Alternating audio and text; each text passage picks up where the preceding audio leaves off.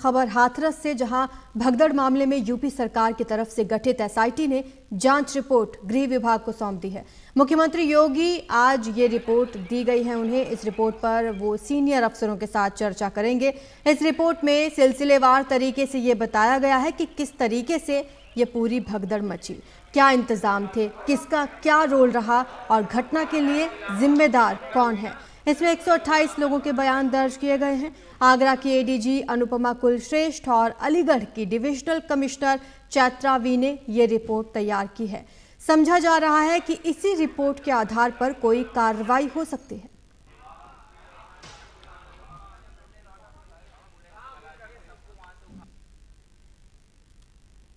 ज्यादा जानकारी हमारे सहयोगी रणवीर हमें दे रहे हैं। देखिए, रिपोर्ट में क्या है ये तो अधिकारी बता सकते हैं जिन्होंने रिपोर्ट बनाई है, और मुख्यमंत्री बता सकते हैं जिनको ये रिपोर्ट मिली है, क्योंकि इस रिपोर्ट को सार्वजनिक नहीं किया गया है। लेकिन ये जो मुख्यमंत्री योगी आदित्यनाथ ने हाथरस की घटना के तत्काल बाद एक एसआईटी बनाई थी और एसआईटी को कहा था कि 24 घंटे में रिपोर्ट फाइल करें। लेकिन चूंकि बहुत सारे ऐसे लोग थे जो घटना से जुड़े थे, जिनका बयान दर्ज करना था, इसलिए रिपोर्ट देने में थोड़ा समय लगा। और अब एडीजी आगरा और डिविजनल कमिश्नर अलीगढ़ ने ये जो रिपोर्ट है ये गृह विभाग को सौंपी है। गृह विभाग मुख्यमंत्री को देगा और मुख्यमंत्री लगभग 850 पन्ने की इस रिपोर्ट को पढ़ेंगे, देखेंगे कि कौन जिम्मेदार है, और उसके बाद संभव है कि बहुत जल्द कार्रवाई हो। मुख्यमंत्री योगी आदित्यनाथ जिन्होंने साफ कहा था कि जो आयोजक होते हैं, जो बाबा के जो साथ के लोग होते हैं, वो सभी लोग पुलिस को मदद नहीं करते अंदर जाने की, और वो व्यवस्था खुद अंदर देखते हैं।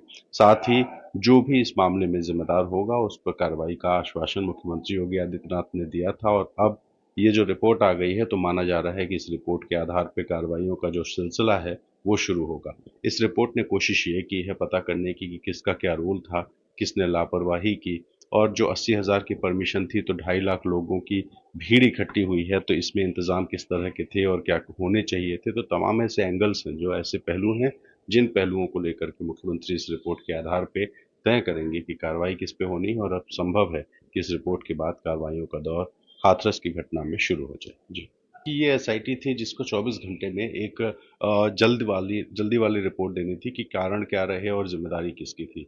न्यायिक आयोग जो है उसको 2 महीने का समय दिया गया है। 3 सदस्य हैं और वो तीनों सदस्य इस घटना से जुड़े जो जितने भी ऐसे लोग हैं उनसे बात करेंगे और एक विस्तृत रिपोर्ट देंगे कि आखिर जो कार्यक्रम था उस कार्यक्रम की अनुमति किस तरह के लिए, कैसे लोग आए थे और कितनी भीड़ हुई थी, उसके लिए पीछे जिम्मेदार कौन है।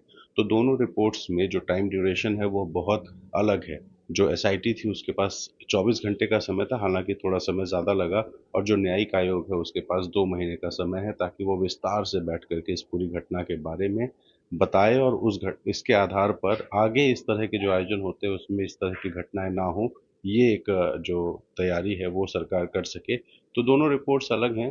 एक एसआईटी की रिपोर्ट आई है, जुडिशियल कमीशन की जो रिपोर्ट है वो अभी चूंकि बनने में ही 2 महीने लगेंगे, तो यानी कि 2.25 महीने के आसपास में वो रिपोर्ट सौंपी जाएगी, और उसके बाद जो सरकार है वो आगे की योजना बनाएगी।